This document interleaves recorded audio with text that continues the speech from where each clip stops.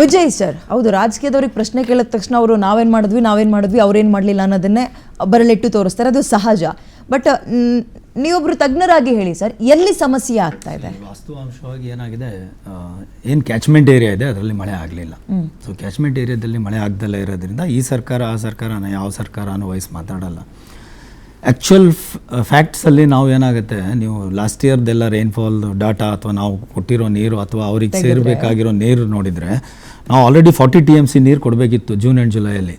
ನಮ್ಮ ಕರ್ನಾಟಕ ಸರ್ಕಾರ ಏನೂ ಮಾಡಿಲ್ಲ ಅಂದರೆ ಯಾವ ಪಕ್ಷ ಹೇಳ್ತಾ ಇಲ್ಲ, ಏಕೆಂದರೆ CM ಪಕ್ಷದವರಲ್ಲ, CM belongs to everybody, it doesn't belong to one ಪಕ್ಷ.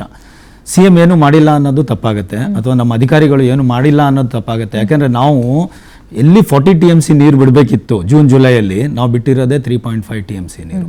So that means to say that ಏನೋ ನಾವು ಬಿಟ್ಟಿಲ್ಲ ನೀರು. ಅವ್ರು ಕೇಳಿದ ತಕ್ಷಣ ಅವ್ರಿಗೆ ಏನು ಬಿಡಬೇಕಿತ್ತು ಅದೇನೇನು ಬಿಟ್ಟಿಲ್ಲ, 3.5 TMC ಬಿಟ್ಟಿದ್ದೀವಿ. ಬಿಡೋಕ್ಕೆ ಆಗಿಲ್ಲೂ ಇಲ್ಲ, ಯಾಕೆಂದರೆ ನಮ್ಮ ಹತ್ರ ನೀರು ಇಲ್ಲ. ಸೊ 67% ಲಾಸ್ಟ್ 30 ಇಯರ್ಸಿಗೆ ನೀವು ಕಂಪೇರ್ ಮಾಡಿದರೆ 67% ಶಾರ್ಟೇಜ್ ಇದೆ ವಾಟರ್.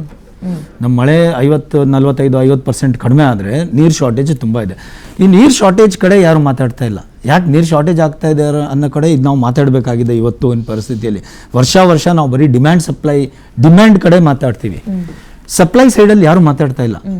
ಅಲ್ಲಿ ನಮ್ಮ ಕ್ಯಾಚ್ಮೆಂಟ್ ಏರಿಯಾದಲ್ಲಿ ಎಷ್ಟು ಕಾಡುಗಳು ನಾಶಿಸ್ತಾ ಇದೆ, ಅದ್ರ ಕಡೆ ಯಾವ ಜಲಮಂಡಳಿಗಳು ಹೋಗ್ಬಿಟ್ಟು ಗಿಡ ಹಾಕ್ತಾ ಇದ್ದಾರೆ, ಯಾವ ಜಲಮಂಡಳಿಗಳು ನೀರಿಂಗ್ಸೋ ಕೆಲಸ ಮಾಡ್ತಾ ಇದೆ.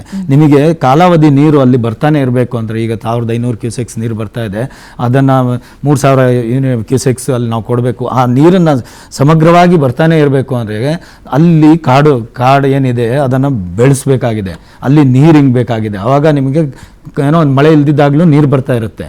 ನೀವು ಆ ಕಾಡನ್ನೆಲ್ಲ ಕಳೆದು ಅಲ್ಲಿರೋ ರೆಸಾರ್ಟ್ಗಳಿಗೆ ಮಾಡೋಕ್ಕೆ ಕೊಟ್ಟು ಅಲ್ಲಿಗೆ ಒಂದು ಬಫರ್ ಝೋನ್ ಮಾಡಬೇಕಿತ್ತು, ಸೆನ್ಸಿಟಿವ್ ಝೋನ್ ಅಂತ ಕ್ರಿಯೇಟ್ ಮಾಡಬೇಕಿತ್ತು. ಅಲ್ಲಿ ಎಲ್ಲ ಜಲಮಂಡಳಿಗಳು ಸೇರಿಸ್ಬಿಟ್ಟು ದುಡ್ಡು ಕಲೆಕ್ಟ್ ಮಾಡಿಬಿಟ್ಟು ಅದಕ್ಕೆ ಒಂದು ಮ್ಯಾನೇಜ್ಮೆಂಟ್ ಇರಬೇಕಿತ್ತು. We have to see the supply side. ವರ್ಷ ಇದಾಗುತ್ತೆ, ಇನ್ನು ಮುಂದೆ ಇದೇ ಆಗುತ್ತೆ. ಯಾಕಂದರೆ ಈಗ ಕ್ಲೈಮೆಟಿಕ್ ಚೇಂಜಸ್ ಆಗಿರೋದ್ರಿಂದ ಅಕಾಲಿಕ ಮಳೆ ಬರ್ತಾ ಇದೆ. ಅಂದರೆ ಮಳೆ ನಿಮಗೆ ಬರ್ಬೋದು, ನಾವು ಈಗ ವಾದ ಮಂಡಿಸ್ಬೇಕಾದ್ರೆ ಏನು ಮಂಡಿಸ್ಬೇಕಾಗಿದೆ, ಮಳೆ ಬರ್ತಾ ಇದೆ ಅನ್ನೋದು ಲೆಕ್ಕ ಒಂದೇ ಅಲ್ಲ. ಯಾಕೆಂದರೆ ಮಳೆ ಬರ್ಬೋದು, 100 mm 1000 mm ಮಳೆ ಬಂದುಬಿಡುತ್ತೆ. ಬಟ್ ಆ ಮಳೆ ಹೆಂಗೆ ಬರ್ತಾ ಇದೆ ಅನ್ನೋದು ಇಂಪಾರ್ಟೆಂಟ್ ಇದೆ. ಈಗ ನಿಮಗೆ ಮಳೆ ಅದು ಏನೋ ಪಿರಿ ಸಣ್ಣದಾಗಿ ಮಳೆ ಬರಬೇಕು, ಸಡನ್ ಆಗಿ ಒಂದೇ ದಿವಸಕ್ಕೆ 100 mm ಮಳೆ ಬಂದರೆ ಅದು ಏನಕ್ಕೂ ಇಲ್ಲ. ಭೂಮಿಗೂ ಹಿಂಗ್ ಬೇಕು, ಅವಾಗ ನಿಮಗೆ ನೀರು ಕಂಟಿನ್ಯೂ ಸಿಗುತ್ತೆ. ಇಲ್ಲ ಅಂದ್ರೆ ಏನಾಗುತ್ತೆ, ಸಡನ್ ಆಗಿ ಒಂದ್ಸತಿ ಡ್ಯಾಮ್ ತುಂಬತ್ತೆ ಹೋಗ್ತಾ ಇರುತ್ತೆ. ಅಲ್ಲ, ಈಗ ಏನಾಗುತ್ತೆ, ಈ ಟೈಮಲ್ಲಿ ದೇ ಹ್ಯಾವ್ ಟು ಫಾರ್ಮ್ ಏನೋ ಆಲ್ ಪಾರ್ಟಿ ಇದು ಬೇಕು, ಎಲ್ಲರಿಗೂ ನೆಲ ಜಲ ಭಾಷೆ ಬಂದಾಗ ನಾವೆಲ್ಲ ಸೇರಬೇಕು, ಒಕ್ಕಟ್ಟಾಗಿ ಇದು ಮಾಡಬೇಕಾಗತ್ತೆ. ಅವರು ಇವ್ರನ್ನ ಬ್ಲೇಮ್ ಮಾಡೋಕ್ಕಾಗಲ್ಲ. ನೇಚರ್ನ ಬ್ಲೇಮ್ ಮಾಡಬೇಕು, ನಮ್ಮನ್ನು ನಾವು ಬ್ಲೇಮ್ ಮಾಡಬೇಕು. ಯಾಕಂದರೆ ನೇಚರ್ನ ನಾವು ಹಂಗೆ ಹಾಳು ಮಾಡಿದ್ವಿ, ಹಂಗಾಗಿ ಇವತ್ತು ಎಲ್ಲಿನೋ ಎಫೆಕ್ಟ್ಸ್ಗಳಿದೆ. ಇನ್ನು ನೆಕ್ಸ್ಟ್ 4 ವರ್ಷ ಇದೇ ಪರಿಣಾಮ ಇರುತ್ತೆ ಅಂತ ಏನೋ ಸೆನ್ಸಿಟಿವ್ ಆಗಿ ಡಿಕ್ಲೇರ್ ಆಗಿದೆ. ಈ ಸತಿ ಸೂಪರ್ ಎಲ್ನಿನೋ ಅಂತ ಆಗಿದೆ. ಸೊ ನಾವೀಗೇನಾಗಿದೆ ಆ್ಯಕ್ಚುಲಿ ಇಲ್ಲ. ಆಮೇಲೆ ಒಂದೇನಾಗಿದೆ, ಈ ಡಿಸ್ಟ್ರೆಸ್ ಫಾರ್ಮುಲಾ ಅಂತ ಒಂದಿದೆ. ಅಂದರೆ ಈಗ ಎಲ್ಲ ಟೈಮಲ್ಲಿ ಇದೇ ನೀರನ್ನು ಬಿಡಬೇಕು ಅಂದರೆ ಆ ಡಿಸ್ಟ್ರೆಸ್ ಫಾರ್ಮುಲಾನ ಯಾಕೆ ಟ್ರಿಬ್ಯುನಲ್ ಅವರು ಅಳವಡಿಸಿಲ್ಲ ಅನ್ನೋದು ಒಂದು ಇಂಪಾರ್ಟೆಂಟ್ ಇದೆ. ಸಂಕಷ್ಟ ಸೂತ್ರ ಅನ್ನೋದು ವೆರಿ ಇಂಪಾರ್ಟೆಂಟ್ ಇತ್ತು. ಈಗ ನೀವು ಅದನ್ನೇ ಇಷ್ಟು ಬಿಟ್ಟುಬಿಡಿ ಅನ್ನೋದಾಗ ಆಕ್ಚುಯಲ್ ಫ್ಯಾಕ್ಟ್ಸ್ ಅಂಡ್ ಫಿಗರ್ಸ್ ಏನಿದೆ, ಈಗ ಅವ್ರು ಕಾವೇರಿ ಟರ್ಬಿನಲ್ ಇರೋರು ಮನುಷ್ಯರು ತಾನೇ. Sorry to interrupt sir, Kaveri ನೀರಿನ ಸಮಸ್ಯೆ ಆದಾಗ, ಬರಗಾಲ ಅಂತ ಬಂದಾಗ, ನಮಗೆ ಅನ್ಯಾಯ ಆಯಿತು ಅಂದಾಗ ನೀವು ಈ ಪದವನ್ನು ಎತ್ತುತ್ತೀವಿ, ಡಿಸ್ಟ್ರೆಸ್ ಫಾರ್ಮುಲಾ ಅಥವಾ ಸಂಕಷ್ಟ ಸೂತ್ರ. ಯಾಕೆ ಸುಪ್ರೀಂ ಕೋರ್ಟ್ ಹೇಳಿದ್ರು ಕೂಡ ಈ ಪ್ರಾಧಿಕಾರಗಳು ಯಾಕೆ ಅಳವಡಿಸ್ಕೊಳ್ತಾ ಇಲ್ಲ, ಅಥವಾ ನಾವು ಅವರಿಗೆ ಪ್ರೆಷರ್ ಹಾಕ್ಬೇಕಿತ್ತ? ಇಲ್ಲ, ಏನ್ ಮಾಡ್ಬಿಟ್ರು ಅವರು, ಈ ಸಂಕಷ್ಟ ಸೂತ್ರನ ಕರೆಕ್ಟಾಗಿ ಇದನ್ನ ಮಾಡ್ಬಿಟ್ಟು ಇಟ್ಬಿಡ್ಬೇಕಿತ್ತು. ಅದೇನೇನ್ ಮಾಡಿದ್ರು, ನೀವು ರಾಜ್ಯಗಳು ಡಿಸ್ಕಸ್ ಮಾಡ್ಕೊಳ್ಳಿ ಆ ಟೈಮಲ್ಲಿ ಅಂದ್ಬಿಟ್ರು. ಯಾವ್ಯಾವ ವರ್ಷದಲ್ಲಿ ಏನೇನಾಗುತ್ತೆ ಅದರಲ್ಲಿ ಅಲ್ಲಿ ಡಿಸ್ಕಸ್ ಮಾಡ್ಕೊಂಡು ಡಿಸೈಡ್ ಮಾಡ್ಕೊಳ್ಳಿ. ಅದನ್ನು ಒಂದು ಕಟ್ಟುನಿಟ್ಟಿನ ಇಷ್ಟು ಮಳೆ, ಇಷ್ಟು ಕ್ಯಾಚ್ಮೆಂಟ್ ಏರಿಯಾ, ಇಷ್ಟು ಮಳೆ ಆಗಿದೆ, ಇಷ್ಟು ಮಳೆ ಆದರೆ ಇಷ್ಟು ಕಲೆಕ್ಷನ್ ಆಗುತ್ತೆ, ಈ ತಿಂಗಳಲ್ಲಿ ಇಷ್ಟೇ ಮಳೆ ಆದರೆ ಇಷ್ಟೇ ಬಿಡಬೇಕು ಅಂತ. ನೀವು ಈ ತಿಂಗಳಲ್ಲಿ ಇಷ್ಟು ಮಳೆ ಬಿಡಬೇಕು ಅನ್ನೋದು ಫಿಕ್ಸ್ ಆಗಿರೋದನ್ನ ಅದನ್ನು ಯು ಕೆನಾಟ್ ಫಿಕ್ಸ್ ಇಟ್. ಈಗ ಅವ್ರು ಏನು ಹೇಳ್ತಾ ಇದ್ದಾರೆ, ನೀವು 40 TMC ಆಲ್ರೆಡಿ ಬಿಡಬೇಕಿತ್ತು, ಅದನ್ನು ಬಿಟ್ಟಿಲ್ಲ. ಹಾಗಾಗಿ ಈಗ ನೀವು ಅಟ್ಲೀಸ್ಟು ಇಲ್ಲ ನಮಗೆ 4 TMC ನೀರನ್ನು ಬಿಡಿ ಅಂತ ಹೇಳ್ತಾ ಇದ್ದಾರೆ. So that is not the point. Point is, ಇಲ್ಲಿ ನಮಗೆ ಕುಡಿಯೋಕ್ಕೆ ಇಲ್ದಿದ್ದಾಗ ನಮ್ಮ ರೈತರಿಗೆ ನಮ್ಮ ಏನೋ ಮುಖ್ಯಮಂತ್ರಿಗಳು ಅವಾಗಲೇ ಹೇಳಿದರು, ಈಗ ರೈತರ ಸಂಕಷ್ಟ ಸಿಕ್ಕಾಪಟ್ಟೆ ಇದೆ. ಅದು ಯಾಕಂದ್ರೆ ನನಗೆ ಈಗ ದುಡಿಯೋಕ್ಕೆ ಇಲ್ದಿದ್ರೆ ನಾನು ತಿನ್ನೋದೇನು ಮುಂದೆ, ಆ ಥರ ಸಂಕಷ್ಟದಲ್ಲಿದೆ. ಬಟ್ ಆದರೆ ಯಾರ ಕೈಯಲ್ಲೂ ಇಲ್ದಲ್ಲೇ ಇರುವಂಥ ಪರಿಸ್ಥಿತಿ ಇದೆ.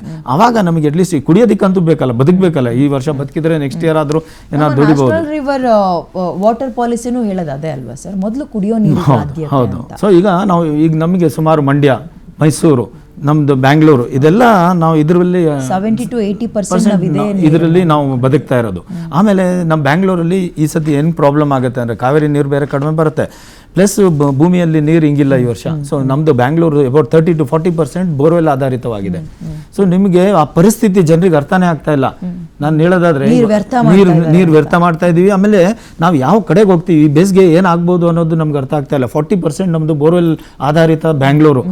ನಮಗೆ ಇಲ್ಲಿ ಕಾವೇರಿಯಿಂದ ನೀರು ಕಡಿಮೆ ಆಗುತ್ತೆ, ಪ್ಲಸ್ ಬೋರ್ವೆಲಲ್ಲಿ ನೀರಿಲ್ಲ.